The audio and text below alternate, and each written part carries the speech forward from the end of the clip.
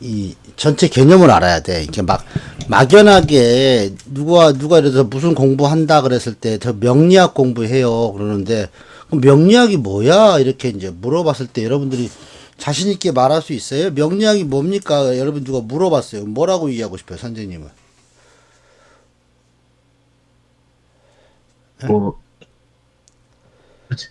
생각을 해본 적이 없어. 그러니까 최현님은 네, 계절학이라고 말해요. 뭐 보배님은 저도 계절학이라고 말하게 되는 것 같아요. 근데 우리가 이제 남이 누가 이제 명리학이 뭐냐고 물어봤을 때 이런 정도는 얘기해 줘야지. 아, 이 사람이 명리학이 쓰면서 이제 뭐 신점이나 어떤 미시냐 그런 게 아니라고. 이 명리학이라는 것은 딱 두 가지 개념이 있어요. 이, 이 명리학 그러면은 이 다른 거를 차차하고 일단 이런 개념들은 우리가 확실하게 짚고 넘어갈 줄 알아야 된다는 거죠. 그러면은 명리학이라는 것을 이 사람이 제대로 배우고 있는 거구나 이렇게 이제 얘기할 수 있다는 거죠. 일단 나도 폼 나고 또 여러분이 공부하는 데 있어서도 이런 것이 명리학이구나라는 것에 대해서 한번 이렇게 얘기할 수 있다는 거죠. 명리학은 두 가지 이 파트가 있어요. 추상적 이론 세계가 있습니다. 그 다음에 체험적 이 생활 세계를 나타내는 것이다. 이렇게 얘기해야 됩니다. 됐습니까? 예? 그러니까 이 추상적 이론 세계, 소위 말해서 이제 약간 이상과 이거는 이제 현실이 되겠죠.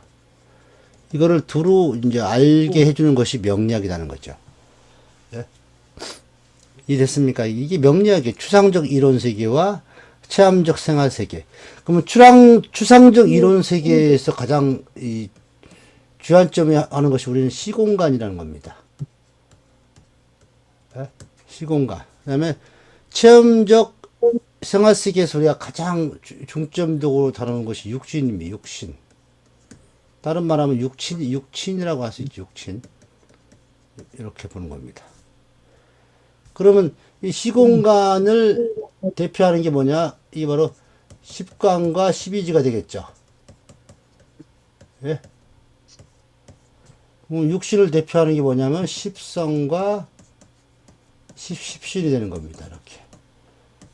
이렇게 얘기하는 겁니다. 그럼 결국 우리가 이제 맨날 얘기하는 무슨 뭐 재성, 관성, 뭐 식상, 비겁, 인성 이런 것들은 다 나 이런 것들은 이제 육신이에요. 육신.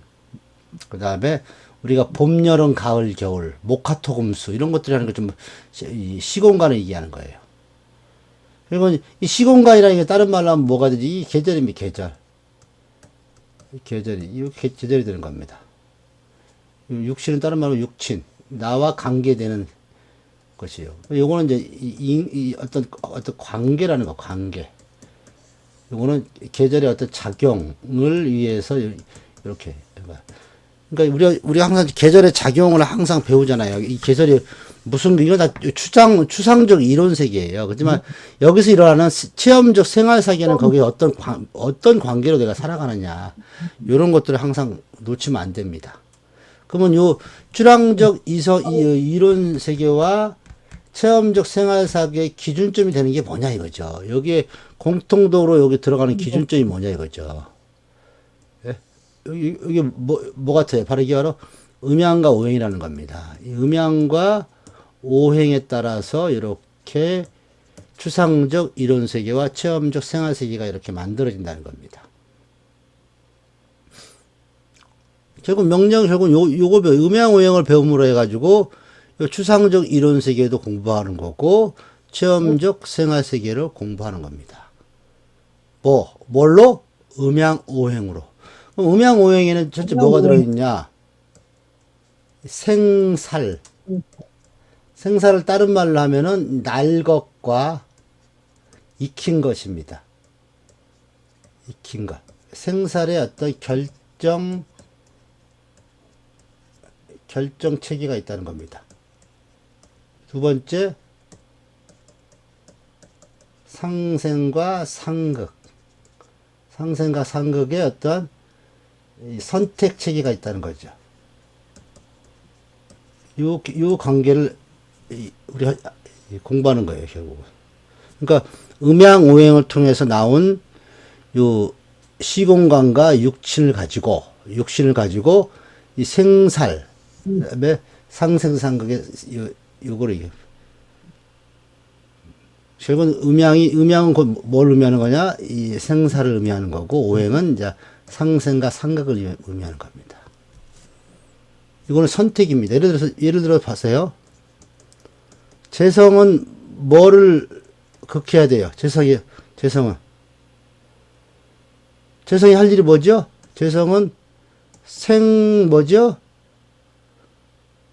재성은 생관성이죠. 그 다음에 극인성이잖아요. 네. 목은 뭐 해야 돼요? 생목?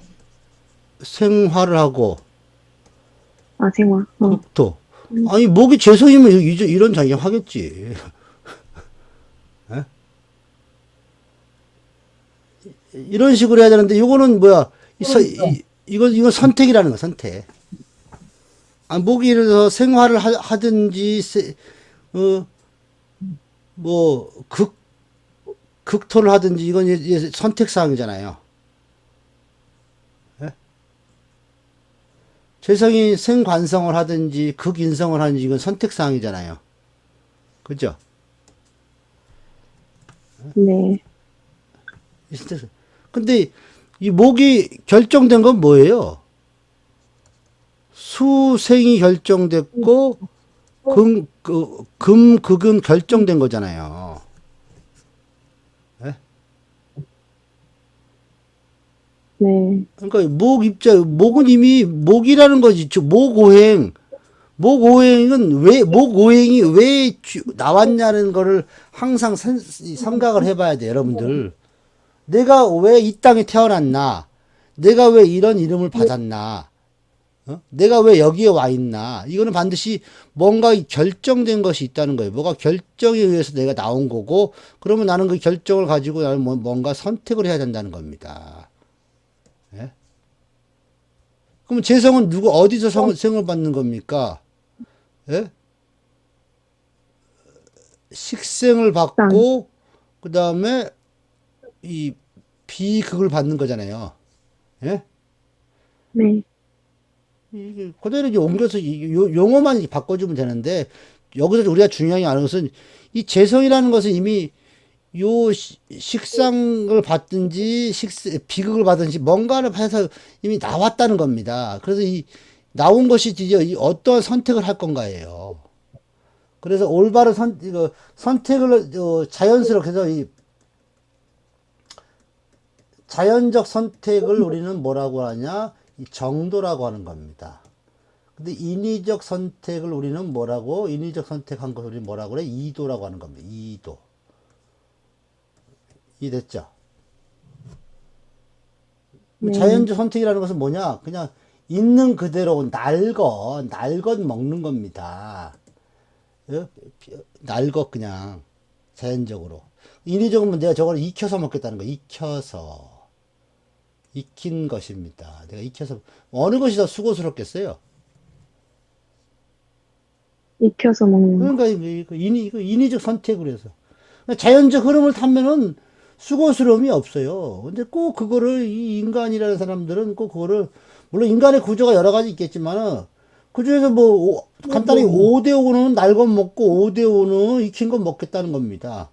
그러면서 갈라지는 겁니다. 근데 이게 정확히 5대5로 이루어지냐 안 이루어졌냐, 정확히 5대5로 이루어졌습니다. 그 증거는 되시죠. 지구가 멸망하지 않았던 거고 사람이 지금까지 이렇게 인구가 증가했다는 것은 결국은 뭐야? 이 선택이 어떻게 항상 5대5로 유지한다는 겁니다. 이해하셨습니까? 네. 그러니까 이러한 전체적인 이 개념을 좀 잘 알아야 된다는 거죠. 그래서 그냥 우리가 공부하는 것 자체가 이제 뭔가 어떤 추상적 이론 세계를 공부하지만 그것 가지고 체험적 생활 세계로 이제 이 육신이라는 거를 가지고 이렇게 이 소위 말해서 이제 남을 상담하고 뭐 하는 것들을 할 때는 우리가 공부한 사람들은 추론적 이론 세계만 얘기하면 다 알아듣는데 우리가 타인과 얘기할 때는 이 체험적 생활 세계라는 육신을 가지고 얘기하면은 훨씬 그 사람들한테 이제 빠르게 다가갈 수 있으니까 우리가 이제 육신 공부를 하는 거예요. 근데 바로 육신에는 반드시 뭐가 들었더냐면 이 음양오행, 저 추상적 이론 세계든 이 체험적 생활 세계든 반드시 음양오행이라는 생살과 상생상극이라는 이러한 이치가 들어있다는 겁니다. 이건 절대 변하지 않는 이치입니다. 이치. 이걸 다른 말로 하면 이게 천명이 되는 거예요. 천명. 하늘의 명이라는 거죠. 천명입니다. 천명을 인간이 받아들이는 것을 인명이라고 해요. 인명. 이렇게 받아들였는데 이 관계가 이렇게 이제 매끄럽지 않으니까 사람들은 힘들고 나만 우리가 이래서 무슨 성공을 거두려고 그러면은 준비된 자 이런 말 들어봤죠. 준비된 자만이 성공의 기회를 포착할 수 있다. 그런데 우리는 준비하지 않고 나는 운이 안 좋아. 이번 달에는 왜 이렇게 운이 안 좋냐? 작년엔 진짜 운이 안 좋았어. 내년에는 운이 좋아질까? 아니, 그럴 시간에 준비를 하세요. 준비. 이 준비가 여러분 쉬울 것 같죠? 이 준비만큼 어려운 게 없어요. 왜? 준비한다는 것도 나의 욕구를 억누르는 겁니다. 억누르는 거. 그것이 준비라는 거, 준비. 이해되셨죠? 그러니까 우리가 지금 공부하는 것은 이제 추상적 이론 세계의 공부는 어느 정도 이제 기본적인 맥락을 다 공부했고, 우리가 이제 체험적 생활 세계인 요거를 하죠. 이런 걸, 이게 이제 다른 말로 임상을 통해서 이제, 아는 거고, 요거는 요거 공부하면서 이제 이 추상적 그동안 이론 세계 배웠던 것을 하나하나씩 이제 실제적으로 어떻게 이제 적용하는지를 이렇게 공부해야 되는, 하는 것이 이제 이번 쭉 기수의 이제 교육 목표입니다. 그래서 누가 명리학이 뭐예요? 물어보면은 뭐 계절학을 떠나서 요런 정도는 대답할 줄 알아야지만이 이게 그냥 우리가 알고 있는 뭐 신점 뭐 신점이라든가 뭐 미신이라든가 뭐 재미로 사주를 본다? 아우 참 그거 뭐 좀 웃기는 얘기예요. 우리가 이제 이 명리학을 배워서 남한테 명리적으로 얘기할 때는요, 되게 경건한 마음을 가져야 돼요, 여러분. 경건한 마음. 그래서 저도 이 상담하기 전에 항상 5분 전에는 천지신명께 빌고 심호흡을 하고 상담을 해요. 왜? 그 사람의 사주팔자를 이렇게 열었을 때, 사주팔자를 이렇게 8글자 열었을 때, 물론 뭐 이건 정말 계략적으로 그 사람의 어떤 심리 상태와 행동 이 방식을 다 여기서 이제 드러나니까, 그래서 되게 이제 조심스럽게 얘기를 해요. 우리 이제 가끔 내가 정신과 의사들이나 심리학 하는 사람을 이렇게 얘기해보면 그런 마음들이 그래요. 그렇게 있습니다. 여러분들도 그런 마음을 가지고 이 공부를 좀 대의적인 면에서 이렇게 뭐 자기만의 안위를 위해서 이렇게 공부하는 것보다는 그런 마음을 갖는 것이 좋죠. 이 세상은 이 세상은 이렇게 규정되어 있어요. 이 공유와 소유로 나눕니다. 이거 공유를 다른 말로 하면 이 자연이고 소유는 이제 인간이 되는 겁니다. 그래서 자연은 항상 공유하기를 원합니다. 근데 인간은 항상 소유하기를 원합니다.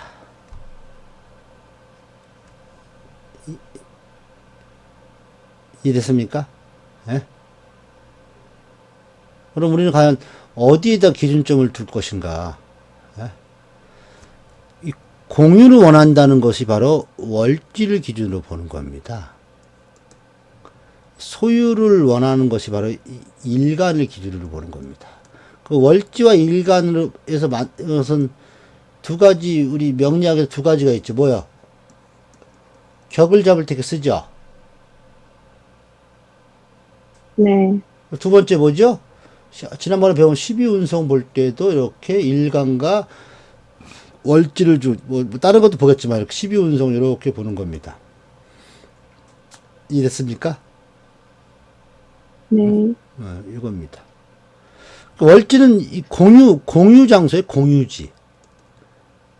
그 중에서 일간은 이 공유에 있는 것, 월지에 있는 것을 소유하고 싶은 겁니다. 이 소유란 말을 잘 보세요. 소유. 이게 장소소사에 있을, 그 장소에 있답니다. 여러분들 소유와 사유를 여러분들 잘 모르는데, 소유는 그 장소에 있는 거지만 사유는 뭐야? 내 개인적으로 취한다는 겁니다. 그럼 사유는 뭐냐? 이게 시지가 되는 겁니다. 이해됐습니까? 네. 그러니까 공유, 소유, 사유. 소유. 월지에 있는 것은 뭐예요? 월지에 있는 것은 공유를 일간이 소유해서 드디어 사유화 시키는 겁니다. 이것이 우리가 이제 뭐 운을 보고 사람의 사주를 감명할 때 가장 중요한 거예요. 즉 우리가 내가 항상 강조하지만 이 연월일 씨가 이렇게 있을 때, 예? 이 월지에는 뭐야? 공유된 것이 있습니다. 그럼 여기 일간이 그거를 소유해가지고 어디다 보관해 놓겠어요? 이 일지에다가 놓을 거 아니에요? 예? 이건 뭐야? 잠시 보관이에요. 그리고 여기가 뭐야? 이 시지가 뭐가 되겠어요? 이게 사유화 시킨 겁니다. 사유. 그래서 여기는 잠시 소유하고 있는 겁니다. 그래서 공유하고 소유하고 사유화 시키는 겁니다. 이해되셨습니까? 선생님, 이해됐어요? 안 됐어요? 예? 이해됐어요? 안 됐어요? 주연님, 있어요. 네. 이거 공유, 소유, 사유에 대해서 얘기됐어요? 안 했어요? 예, 이해됐습니다. 그러면 이 연지는 뭐야? 이거 점유하고 싶은 거, 점유. 점유하고 싶은 겁니다. 연지는 뭐야? 점유하고 싶은 것. 월지는 공유해야 될 것. 그 다음에 이 일지는 소유. 그 다음에 시지는 사유합니다. 사유. 이런 식으로 이 지지의 개념을 이런 식으로 이해하라는 거죠. 그러니까 내가 왜 근연에 태어났냐? 그러면 요 연에 있는 것을 내가 점유된 겁니다. 점유해가지고 그걸 내가 사람들과 나눠서, 내 걸로 만들어서 드디어 완전하게 사유화한다. 이런 겁니다. 이해되셨죠? 네? 네. 우리나라 이 산 이렇게 서울시도 이렇게 산이 이렇게 있잖아요. 그러면 요 산 밑에는 이게 이제 소위 말해서 이제 이거를 뭐라 그러더라. 갑자기 까먹었는데 그 사람이 이거 사유할 수 없는 그런 그 구역들이 있어요. 예? 근데 이거를 개인 사유화 하려면 먼저 30년간 점유를 해야 돼요. 30년간 점유를 하면은 이 사람의 이 소유권이 인정돼요. 이런 식으로. 점유를 해야지만 소유권이 인정된다는 겁니다. 즉, 점유를 먼저 해야지 소유권이 생기는 겁니다. 그러니까 우리가 뭐 어느 공간에 갈 때 아침 일찍 가서 여기를 점유하고 있으면 내가 이걸 소유하게 된다는 개념이랑 똑같은 개념이에요. 그러니까 먼저 점유. 그러니까 연주는요, 내가 이 세상에 나와서 점유하려고 나온 겁니다. 점유.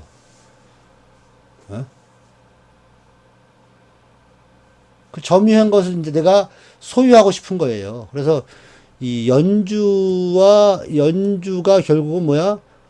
일주로 이렇게 해서 이제 이 소유한 거, 이게 연주는 뭐야? 점유고, 이 점유권 주장입니다. 일주는 뭐 주장하는 거예요? 자기의 소유권 주장하는 겁니다. 그러면 요 월주는 뭐죠? 이거는 공유 환경이지만, 시주는 뭐죠? 이거는 사유 환경이 되는 겁니다. 사유지. 간단하면 사유지가 된 거고, 이거 공유지입니다.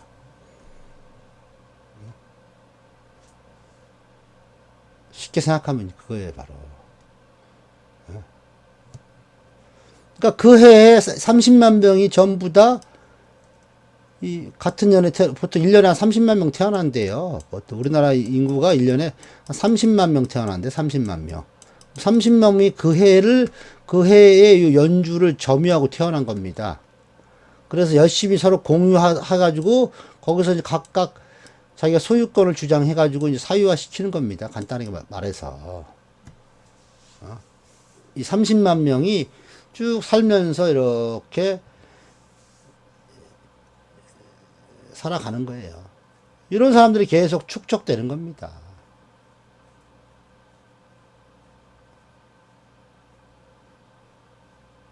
이해되셨죠? 네. 선생님, 왜 대답이 없어? 바쁜가? 이해했어요. 이해됐죠? 네. 그러면 어떤 사람이 저 이사를 가려고 그러는데 이사를 물어봤어요, 보배님. 네. 뭐라고 얘기하시면 돼요? 초연님도 그러고. 예? 어떤 사람이 이사 가고 싶다고 일단 물어보세요. 그것을 점유하고 싶으세요? 아니면 그것을 소유하고 싶으세요? 이렇게 딱 물어보면 됩니다.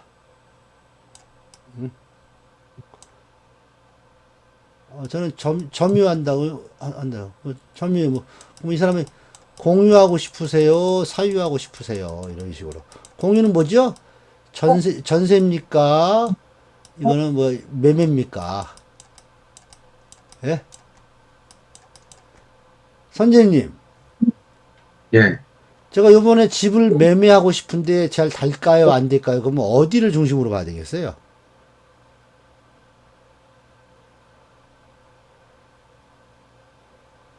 소유하고 싶다고 아니, 생각합니다. 소유와 사유를 봐야 되니까 어디를 중심으로 봐야죠? 예? 이 일주와 시주를 보는 겁니다. 예? 이번에 전세를 옮겨야 되는데 어떻게 해요? 그럼 어디를 중심으로 봐요? 점유와 공유, 연원을 보면 되는 겁니다. 이해됐죠? 예. 이런 식으로 보는 거예요. 같은 이사 하나도 음양으로 나누듯이 이게 점유 공유의 그룹이냐, 소유 사유의 그룹이냐, 이거에 따라서 항상 물어보는 겁니다. 저 요번에 승진이 될까요? 안 될까요? 물어봐서 누가. 예? 그러면 어디를 중심으로 봐야 되겠습니까?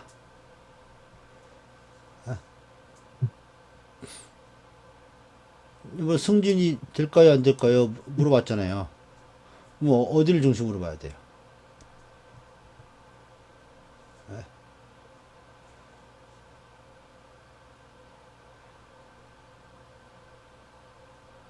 연주와 월주? 예, 월주하고 연주요. 아니 뭐 일주와 시주를 보면 안 돼요, 돼요. 절대로 일주와 시주 보면 안 됩니다. 승진이 될까요는 무조건 연어를 보는 겁니다. 왜요? 그 이유가 뭐죠? 승진이라는 것은 소위 말해서 점유와 공유의 문제지 자기 소유와 사유의 문제가 아니라는 거죠. 예? 요번에 제가 이직이 될까요? 안 될까요? 예?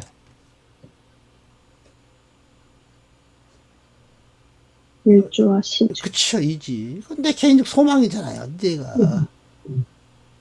예? 내가 다른 직업을 갖고 싶은 거잖아요. 소유하고 싶은 거고, 내 거와 시키겠다. 사유하고 싶은 겁니다. 이런 식으로 항상 이 기준점을 항상 잡을 줄 알아야 돼요. 그래서 이 점유 공유와 소유 사유에 대해서 여러분들도 잘 생각을 해보라는 겁니다. 그러면은 명리학을 보는데 시각이 확실히 넓어집니다. 오늘부터 이제 전체적인 항상 내가 이 수업 시간 전에 전체적인 개론 얘기를 많이 해주는데 이 개론 얘기 중에서도 이 엑기스 같은 것들이 엄청 많아요. 그러니까 여러분들이 그냥 단순하게 이렇게 보지 말고 항상 큰 틀에서 내가 항상 그랬잖아요. 내가 보이는 이 표면에 속지 말자. 우리는 항상 이거 표면에 속지 말자. 항상 그 이면을 알아차리자.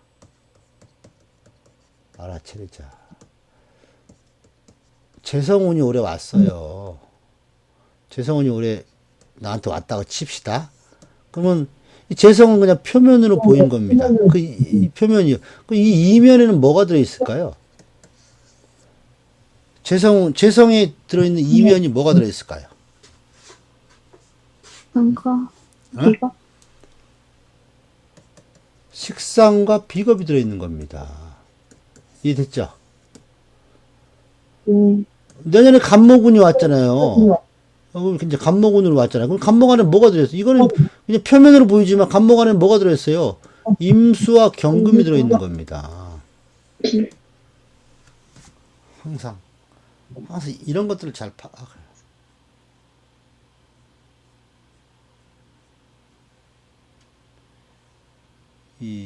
길 가다가 어떤 사람이 보배님한테 보배님 제가 1,000,000원 드릴게요.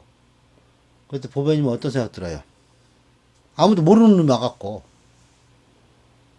그 1,000,000원을 그냥 아이고 고맙습니다 하고 받겠어요? 아니면 무슨 생각이 들어요? 아 이거 누구나 선생님도 선생님 길 가는데 누가 와서 우리 내가 1,000,000원 드릴게요. 받으실래요? 그럴 때 선생님은 아이고 감사합니다 하고 받아요?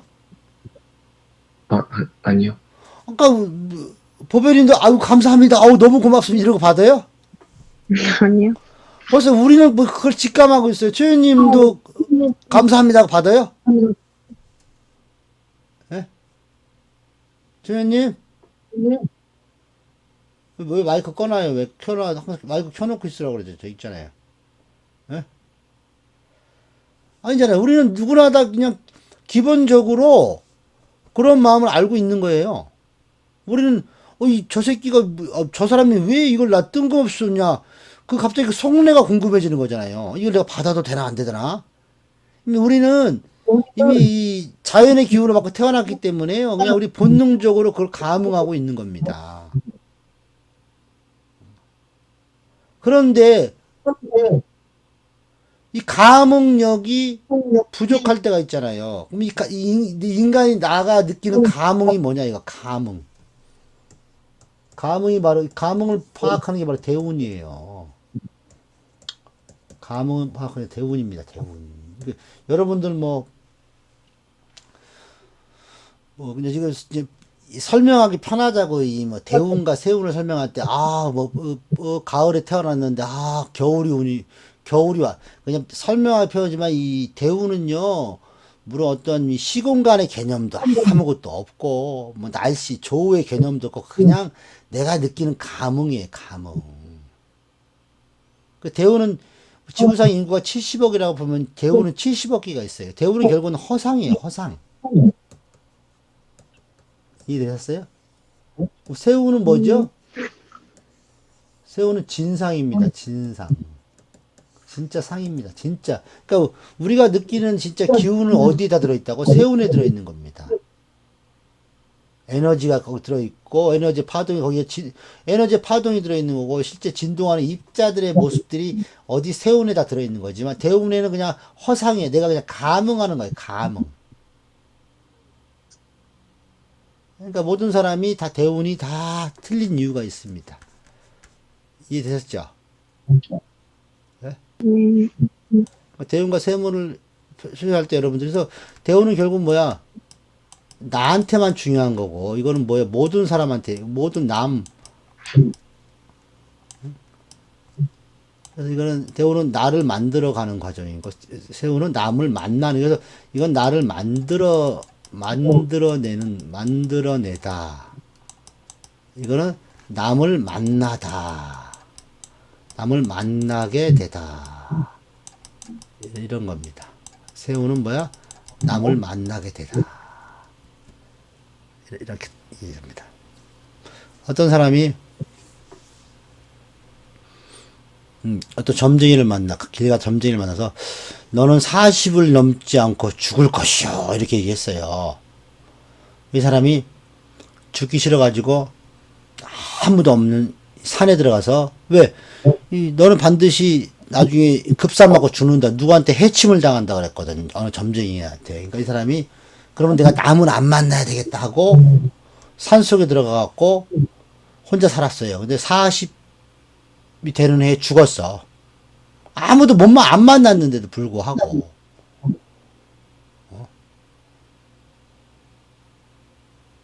누구한테 죽었는지 알아요? 누구한테 죽는지 모르시죠? 예? 그 산에서 길을 잃은 사람이 어디 그 산에 있는 움막에 들어갔는데 거기 이 사람이 있는데 알고 이 사람을 살해한 거예요. 이런 식으로 결국은 지가 사람을 피해서 왔지만 결국은 이 산에서 길을 잃은 이 사람한테 결국은 이 살인을 당한 겁니다. 이해되셨죠? 그러니까 결국은 이 새우는 결국 뭐야? 피해갈 수 없다는 겁니다. 절대 새우는요, 내가 어디에 있든 간에 이 새우는 절대 피해갈 수가 없어요. 새우는. 그럼 우리는 이 새우를 피해가는 방법이라 새우를 맞닥뜨릴 준비를 해야 될 거 아니에요. 그 준비를 뭘로 하는 겁니까? 예? 선생님. 예. 이 준비를 뭘로 하면 되겠어요?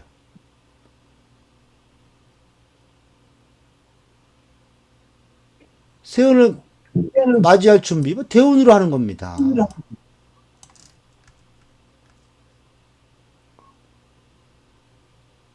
이해되셨습니까?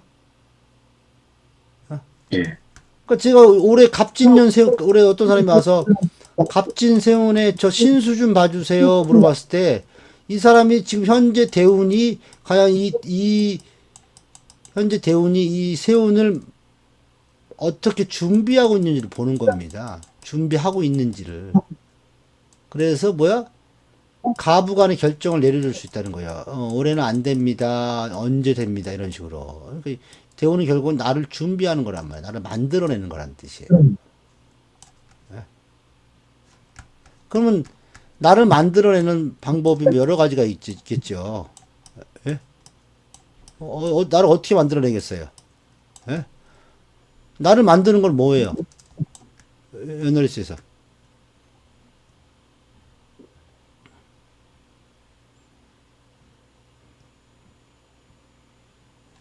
이번 어떤 대운이 왔어요. 나를 만들어내는 거 어디죠? 예? 일주랑 시도요? 그렇죠. 이걸 빨리 대입하는 겁니다. 예? 내가 지금 어떻게 나를 만들어내나. 이걸 가지고, 그 다음에 세운을 맞이하는 겁니다. 세운이, 그러니까, 대운 10년 대운에 내가 어떤 식으로 내가 일주와 시주가 이거를 준비하고 있다가, 10년, 세운이 10개가 있잖아요. 이 10년 동안에 이걸 내가 어떻게 이걸 발현시킬 것인가. 그러면 이 10년 발현이 어떻게 돼요? 무조건 10년이 이 9 플러스 1로 가는 겁니다. 이 9개가 즉 사막 과정을 거쳐가는 거야. 사막 과정을 이렇게. 사막 과정을 갔다가 다시 이렇게 여기서 다시 이제 마무리 정리하고. 이런 식으로 해서 이 10이라는 10년 동안 들어가는 겁니다. 이 삼합이잖아요. 삼합. 그래서 인호수 삼합이라는 것은 임묘진과 또 뭐죠? 사오미와 뭐죠? 신유술 이렇게 해가지고 인호수 삼합을 다 마감하고 다시 해수해서 이제 모든 걸 최종 정리해라 이 뜻입니다.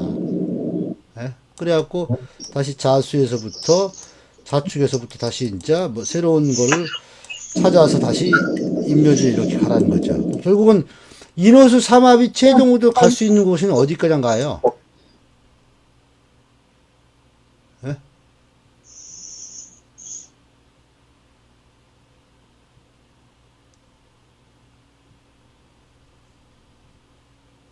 해수, 해수까지밖에 못 가요. 이 좌측은 지가 갈 수 있는 방법이 없어요. 왜, 이게 10년이니까. 그래, 인월수 삼합의 저승사자들이 이 자축이 되는 거야, 자축. 이해하셨어요? 해수에서 마무리 정리를 잘 한 사람만이 그 자축 구간을 잘 갈 수 있다는 거예요. 예?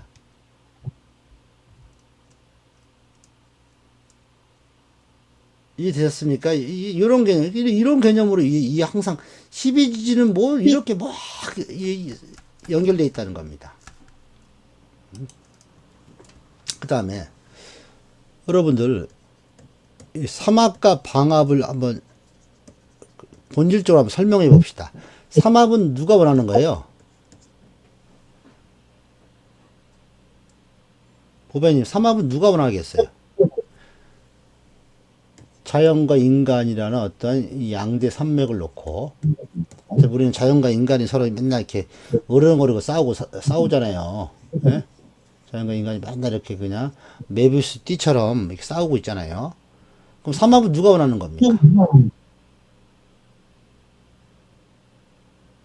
보배님. 인간? 예? 인간? 삼합은. 방합은 누가 원하는 거고? 자연? 선재님은? 자연. 인간이 삼합을 할 것 같습니다. 초연님은? 삼합은 자연이 원하는 겁니다. 인간은 방합을 하고 있는 겁니다.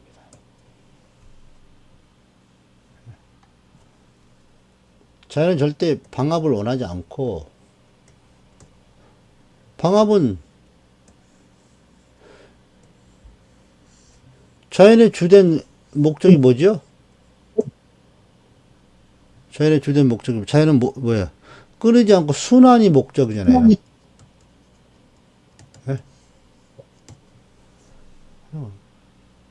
사람이 삼합이 있어야지만 순환될 거 아니에요. 방합만 있으면 순환이 안 될 거 아니에요. 방합은 바로 이 삼합이라는 건 공유하라는 거야, 공유. 삼합은 공유의 문제입니다. 근데 인간은 방합을 통해서 뭐 하고 싶어요? 사유하고 싶은 겁니다. 이해됐습니까? 어떤 사람이 4월에 이렇게 태어났습니다. 어떤 사람이 뭐 다른 건 차차하고 4월에 태어났습니까? 그러면은 시지에 뭐가 있으면 이 사람의 삶이 공유냐 사유인지를 금방 알 수 있겠죠. 네. 여기 사화가 삼합하는 것은 뭐죠? 유축이잖아요. 네? 방합하는 건 뭐죠? 오미잖아요. 네. 그렇게 간단하게 알 수 있는 거예요.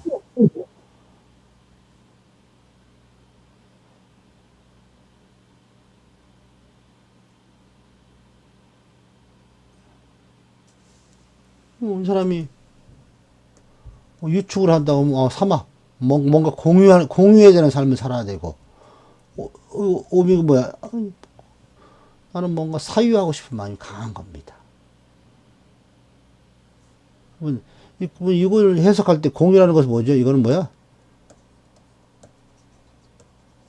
기존의 것에 충실하는 거고, 이거는 새로운 것을 원하는 겁니다. 새로운 것을 원하는 겁니다. 그래서 이거는 자기 중심적인 거고, 이거는 타인 중심적인 거예요. 타인 중심적인 그런 모습이라는 거죠. 삼합 그러면 일단 타인 중심이에요. 타인 중심. 삼합은.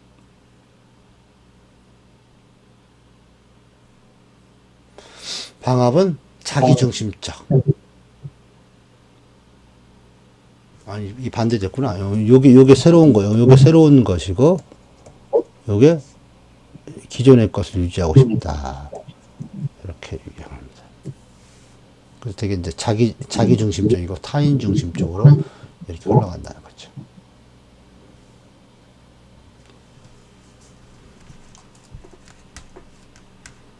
지금 이렇게 아는 얘기 좀 이겠죠.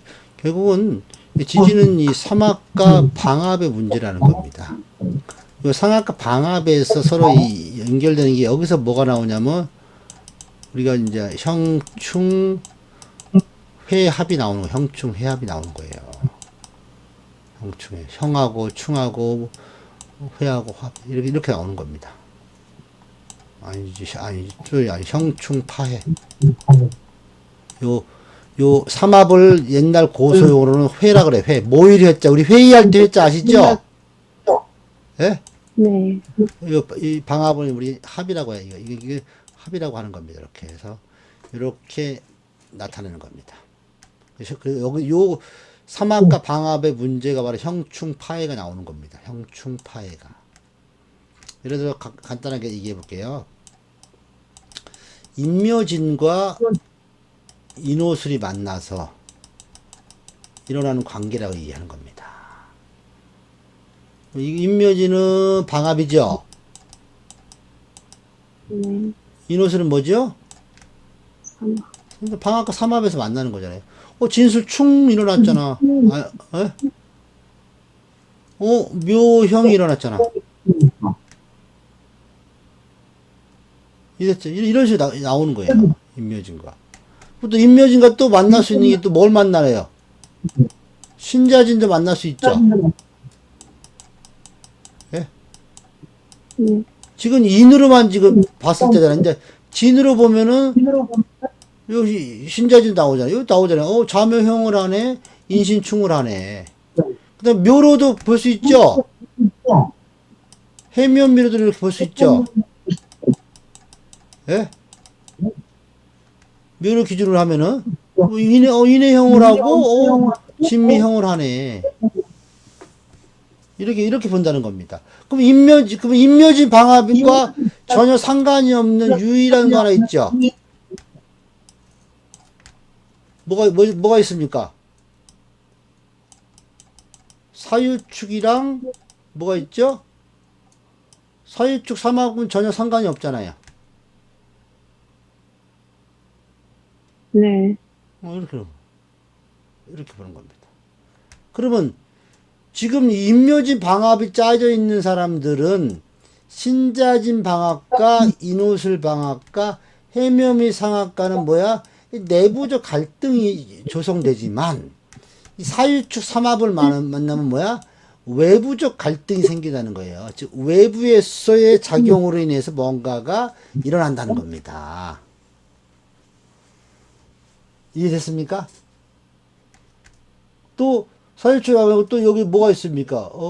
신유술 가는 방합이 아니니까 이 사유축 삼합이랑 내가 뭐 삼합이 걸리는 글자가 없잖아요.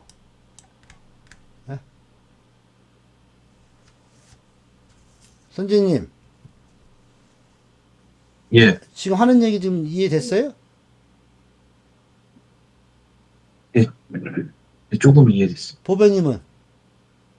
네, 이해됐어요. 그러니까 이런 거 보는 거, 이런 거 보는 거. 어떤 사람 임묘지 방합이 있다 그러면 이 방합에는 이는 인호술 삼합을 하고 싶은 거고, 묘는 해묘미 삼합도 하고 싶은 거고, 지는 신자지 삼합을 하고 싶잖아요. 그런 거 할 때 반드시 임묘진 방합은 반드시 요 내부적 갈등에 의해서 반드시 방합은 무조건 깨지게 돼 있어요. 이 방합으로 결성된 조직은요, 반드시 깨집니다.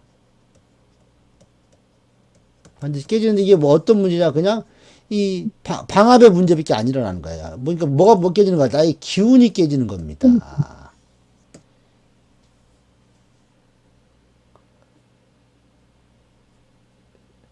이해되셨죠? 삼합도 깨지게 돼 있죠, 반드시요. 여기, 그러면 여기 뭐, 이건 뭐죠? 물질이 깨지는 겁니다. 물질이 깨지다. 이렇게 돼 있는 겁니다. 이래서 이런 경우입니다. 어떤 사람이 사유축 삼합을 이렇게 짜고 있어, 원국에. 예?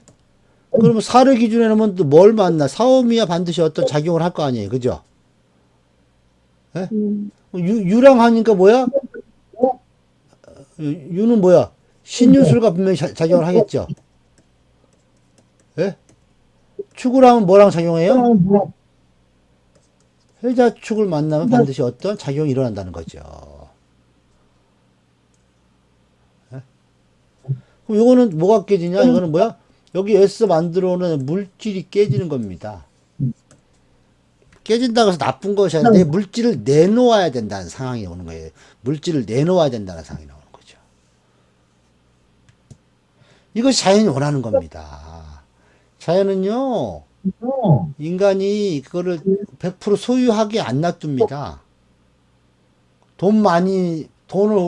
내가 돈을 내서 어느 날 갑자기 로또 복권이 당첨됐다. 그럼 뭘 내놔야 됩니까? 선생님이 로또 100억 당첨을 했어. 다음 주에. 응? 예?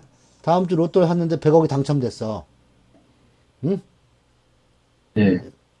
그럼 반드시 우리는 알아야 돼. 뭘 내놔, 저 자연이 나한테 뭘 요구하는구나. 뭘 내놔야 되겠습니까? 응?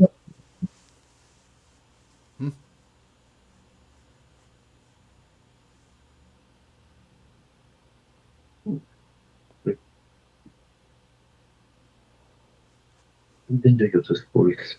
아니, 예를 들어서, 그거였다. 딱 두 가지 문제예요. 목숨? 내 육체를 내놓든지, 그 다음 뭐죠? 근데 자식을 내놔야 돼요. 이거 되게 무서운 거예요. 사람은. 항상 이런 걸 잘 알아야 돼요. 우리가 돈을 많이 벌면요, 반드시 육체가 아프든지, 반드시 이 그렇다고 자식을 죽는다는 게 아니라, 이 자식과 이제 이 거리감이 생기기 시작해요. 첫째, 자식이 공부를 안 해요. 자식 공부 안 하고, 자꾸, 왜 이제, 우리 아버지가 100억이 있는데 내가 굳이 공부 뭐하러 해? 저거 그냥 받아 쓰면 되지. 그리고 속으로 우리 아버지 언제 돌아가시나. 그런 문제가 생겨요.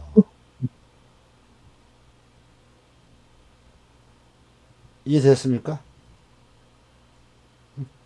그러니까 이 사람이 이 돈을 많이 벌면요, 일단은 뭐가 깨지냐? 방합. 이 돈은 어떻게 들어온 겁니까? 이거 삼합으로 버는 거잖아요. 예? 돈은 삼합으로 버는 거잖아요. 내가 무슨 수로 돈 100억을 벌어요? 다 삼합으로 번 겁니다. 즉, 내가 로또를 사야 되겠다 생각이 들었고, 그 다음에 내가 로또 판매소에 가서 내가 로또를 샀고, 그 다음에 이 저녁 9시에 로또 추첨을 해가지고 돈을 버는 거잖아요. 간단히 모든 이 돈은 이렇게 벌어지는 거지, 내 혼자 해가지고 절대 돈을 못 버는 겁니다. 이렇게 버는 거예요. 그러니까 사람은 재물은 반드시 나의 생각과 내가 애써 거의 뭔가를 그 행위를 한 다음에 이 어떤 결과가 나오는 겁니다. 그게 삼합으로 돈을 버는 방식이에요. 삼합으로 돈을 버면 반드시 뭐가 깨지는지 방합이 깨지는 겁니다. 기본적으로. 그래서 삼합을 다른 말로 뭐 하냐면 사회적 활동이라고 하는 겁니다. 사회적 활동. 방합은 뭐야? 개인적 활동이라고 하죠. 개인적 생활이라고 하는 거죠. 이런 식으로 깨지는 겁니다. 우리는 항상 실제적으로 요 사회적 활동과 개인적 생활 때문에 우리는 항상 고민이 많잖아요. 밖에서 아무리 자기가 사회적 지위가 있고 뭐지만 집에 들어왔는데 자기를 반겨줄 가족이 없다. 참 쓸쓸하지 않습니까? 하지만 내가 밖에서는 그렇게 뭐 특출나지 않는데 집에만 오면은 화목한 가정이 있고, 나 퇴근하면 우리 아들 딸들이 현관가 나와서 아유 아버지 고생하셨어요 그러면서 아유 아직 식사 안 하셨죠 그러면서 따뜻하게 밥 한 끼 같이 모여서 먹고 그러고 있었던 얘기 하면서 웃음꽃 피우고 그 얼마나 행복하겠습니까?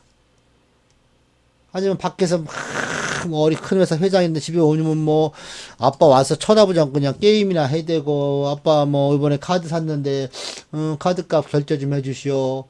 이번에 차를 하나 사야 되는데 이번에는 뭐 벤츠를 하나 뽑아주시오. 이러면 이 사람이 가서 과연 살만 나겠냐 이거죠. 혹자들은 이런 얘기도 해요. 아니 돈 많이 벌고 집안도 화목하다. 그런 경우는 절대 없습니다. 하늘이 그렇게 안 만들어요. 그래서 우리는 항상 그 중심을 잡으려고 되게 노력하는 거예요. 중심. 이 중심. 이 중심을 잡는 것이 바로 이 식간합입니다. 그 다음에 바로 이게 지지합이 되는 겁니다.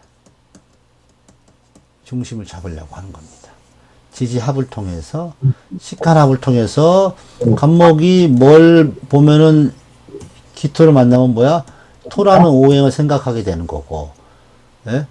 경금이 을을 만나면 뭐야?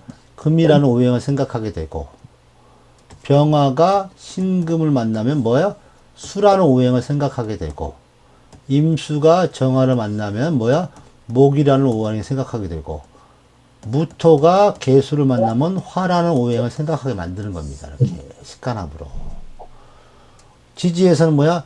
자축이 만나서 토라는 이 현실을 인식하게 되고, 해수가 임목을 만나면 뭐야? 목이라는 현실을.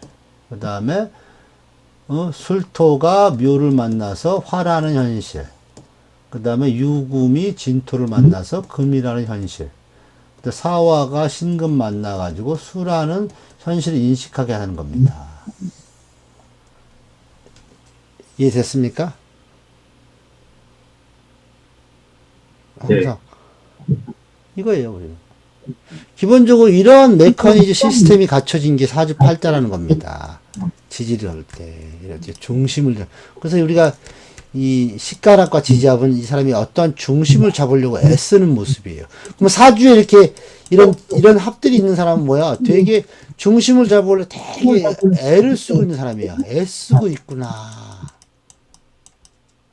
에? 이해되셨습니까? 네. 그러면 선생님 청간과 합하는 거와 지지와 합하는 거는 뭐야? 봐봐요.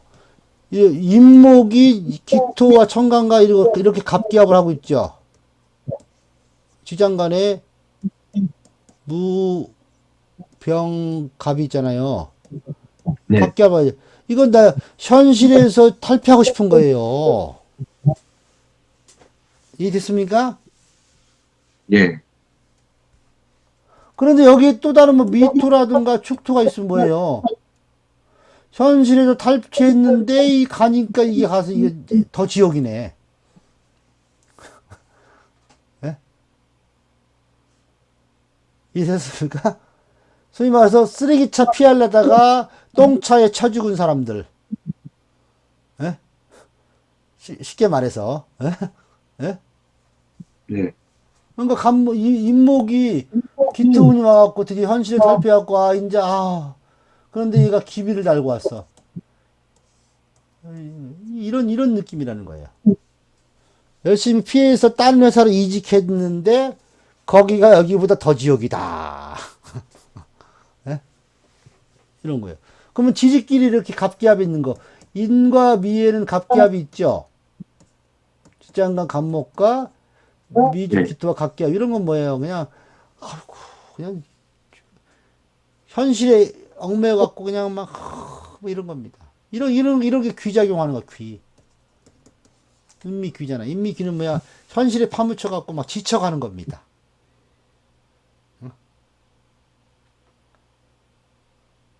뭘 해보려고 그러면 항상 중간에 뭔가 일이 생기고, 뭐 구설수가 생기고, 뭔가 사건이 생기고, 아직 사건이 잘 그러니까 이 귀가 있는 사람은 뭔가 사건이 해결되지 않는 상태예요. 항상 그런 사건이 아직 끝마무리가 이 끝마무리가 완전히 되려면 뭐야? 인신충울에 확실하게 마무리가 될 거 아니에요. 그죠? 이게 중심을 잡는 거잖아요. 항상. 이해됐죠? 네. 이렇게 보는 겁니다. 그러면 천간에 갑목이 있는데 미토라든가 축토야, 기토랑 갑기합을 하고 있죠. 어? 이건 반대예요. 드디어 뭔가를 현실화시키겠다는 뜻이에요. 이해됐습니까? 네. 근데 여기 그러면 이렇게 있다 이거 갑김이나 기초 이거는 뭐 생각과 행동이 아주 일치 아주 너무 베스트 굿이죠. 베스트 굿 이런 것들은 어, 이게 뭐냐면 내가 씨를 뿌렸는데 바로 새싹이 나 이런 느낌. 내가 하고자 있는 일이 다 잘 돼 그냥 이런 겁니다. 그러니까 이 갑기미와 이 인기미는 이렇게 차이가 나는 거예요. 천간의 갑목 이렇게 하는 것은. 예? 이해되셨어요? 네. 이런 개념으로 이해하는 거죠.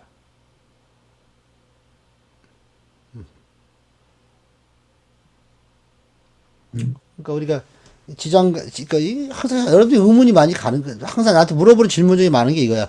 아, 지장간과 합하는 거는 어떻게 해석을 해야 될까요? 이런 식으로 해석하면 되는 거예요. 우리 오늘 이제 임목부터 배울 건데, 임목은 반드시 이 지지의 충미를 만나는 거랑 천간의 기토 만나는 거에 따라서 되게 이제 많은 변화를 느끼기 때문에 그래요. 나중에 이제 일간할 때 이제 갑목이 또 그런 경우가 있고.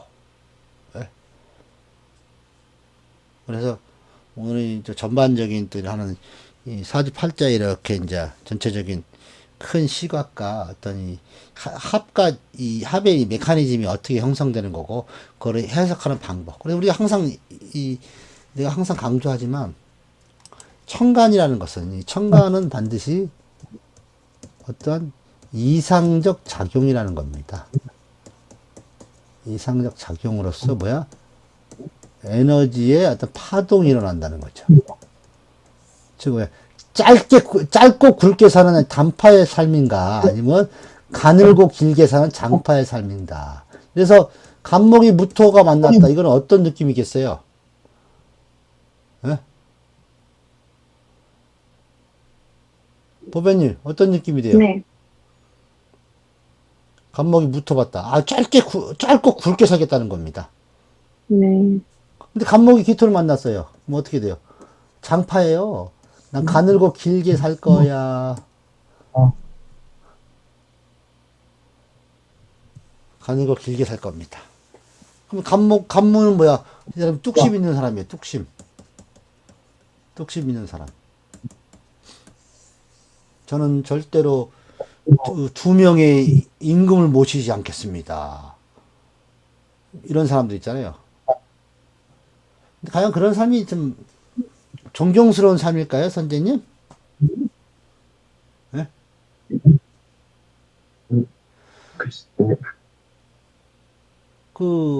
이번에 영화 서울의 봄에서 누구야, 특전사 사령관 그때 부관으로 했던 무슨 중령 있잖아요. 예? 오중령인가? 이 사람을 다시 요즘에 많이 회자하는데, 이미 대세는 기울었는데, 과연 이것이 이제 뭐 역사적 판단이가 자기 판단, 이 사람은 아마 간무조합이 있었으니까 그럴 것 같아요. 사주를 안 봐도. 근데 다른 같이 친하게 지냈던 사람들은 이 갑기조합이 있다 보니까 이미 대세의 흐름을 타니까. 그러니까 이 갑기조합, 이 같은 이렇게 음양합이나 식간합이 이렇게 있는 사람들은요, 일단 가늘고 길게 살겠다는 겁니다. 특히 식간합이 있는 사람들은. 그러니까 뭐야, 그런 사람들은 이제, 왜, 갑목의 목오행이 이 토오행을 만나갖고 뭐야, 토오행으로 살잖아요. 토오행으로. 토오행의 특징이 뭐죠? 일단에는 뭐야, 조절자잖아요. 그래서 중심을 잡으려고 하고 어떤 중립적인 자세라는 거잖아요.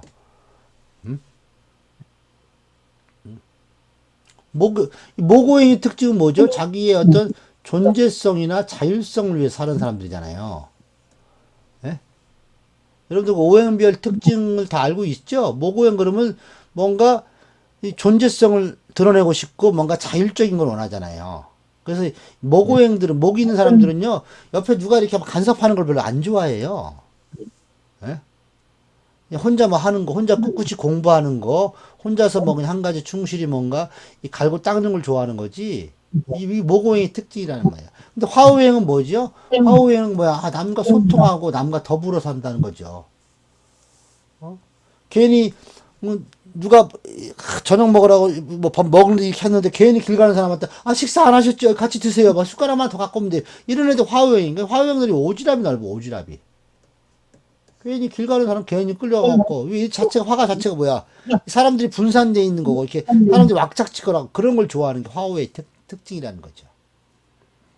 근데 반대로 금오행은 어떤 특징이 있냐면은 되게 통제적이고 관리적인 특징이 있다는 거죠. 사람들을 자기 밑에 아래에 두고 싶어. 그러니까 자기 시야에 다 이 사람들이 있어야 되는 거야. 금오행의 특징들이 그거예요. 자기 시야를 벗어나면 이 사람이 안절부절 못해요. 그래서 금오행, 특히 이제 일간이 금일간한테는요, 간단해요. 전화 한 3일만 안 받아보세요. 아마 미치고 팔딱 뜁니다. 보배님. 네. 왜 금오행들의 특징이에요. 일단 자기가 다 관리해야 된다는 그런 이 강박관념에 살고 있는 겁니다. 네. 이 금오행의 특징입니다. 근데 수오행은 또 뭐 어떤 특징이 있냐? 이거는 수습이라죠, 수습. 뭔가 수습하는 겁니다. 이게 소통이 아닙니다. 얽히고 설켜 있는 것은 이제 버릴 건 버리고 다시 쓸 건 쓸 거 이렇게. 이 수습이에요, 수습. 그래서 이 수오행들은요, 되게 물론 감정 기복이 심하지만 되게 차가워요. 왜? 이 수일간한테는요, 물론 이제 개수일간도 마찬가지예요. 개수 자체도 어떤 수의 속성이기 때문에, 수일간한테는요, 무조건 잘못했다 그래야 돼요. 이 변명 따위는 필요하지 않아요. 그럼 변명은 누구한테 해야 되냐? 화일간한테 해야 돼요. 화일간한테 잘못했다가 무릎 꿇으면 화일간은 다 용서해 줍니다.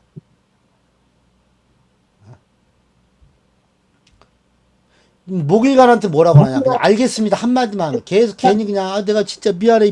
목일간 짜증내요. 그냥 처음에, 그냥, 아, 예, 잘못했습니다. 그럼 끝이야.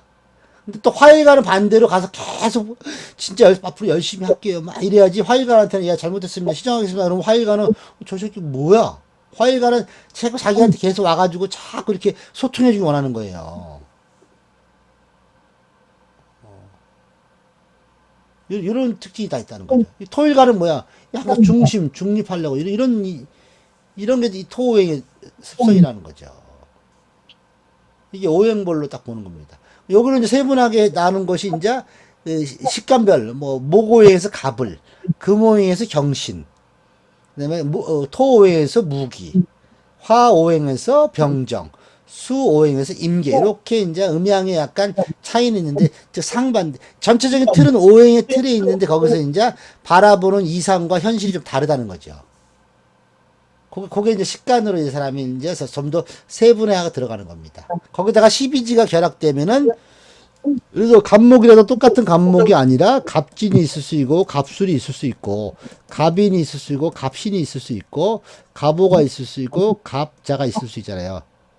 이런 것들이 이 사람의 어떤 행동 방식과 이 사람의 심리 상태가 조금 다를 뿐입니다.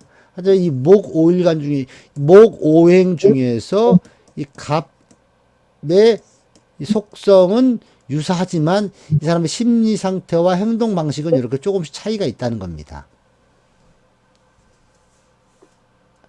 이게 이게 이제 오행으로 있을 때와 식간으로 있을 때와 이제 지지를 만나서 간지로 있을 때의 그런 전체적인 이 맥락이 조금씩 틀려지는 거예요. 물론 이 옆에 이제 어떤 글자가 있어서 이제 확연하게 어떻게 이 변화가 생길지 모르지만 일단 간지로 보는 건 이렇게 차이가 나는 겁니다.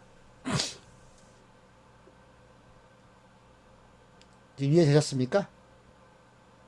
네. 네. 이게 전체적인 우리가 이거는 이 사주팔자의 시스템의 간지를 어떻게 해석하느냐. 똑같이 이런 경우도 있잖아요. 똑같이 저 간목일간이 인월에 태어났어요. 이거 똑같지만 절대 아니라는 거예요. 여기에 어떠한 월간이 오는 거와 여기에 어떠한 일지가 오는 거에 따라서 간목일간 인월에 태어난 거 요거 하나로는 결정이 안 되는데 쉽게 판단할 수 없다는 겁니다. 간단하게 말해서. 요 두 개, 즉, 월주와 일주를 봤을 때 그냥 간목일간이 인월에 태어났다. 이걸로는 다 해석이 못한다는 거죠. 여기에 진술이냐, 인실이냐, 자오냐에 따라서 또 여기에 병인이냐, 이민이냐, 무인이냐, 경인이냐, 갑인이냐에 따라서 또 틀리다는 거죠. 그래서 내가 여러분들한테 무조건 외우라고 하는 게 있었잖아요. 지지에서 절대 조건 딱 두 개 무조건 외우라고 그랬죠. 절대 조건 뭐예요? 천간의 임기와 천간의 병무조화. 지지의 해자축과 지지 뭐죠? 사오미. 그 다음에 요거를 보좌해주고 임수는 뭘 갖고 있는 거니까 경신금을 포함한 게 임수잖아요. 병화는 뭘 포함한 거예요? 가부를 포함하고 있는 거잖아요. 간단하게 그냥 원리는 다 똑같아요. 그러면 해자축이 반드시 뭐가 있어요? 해자축은 어딜 지나갔어요? 신유수를 지나갔다는 거잖아요.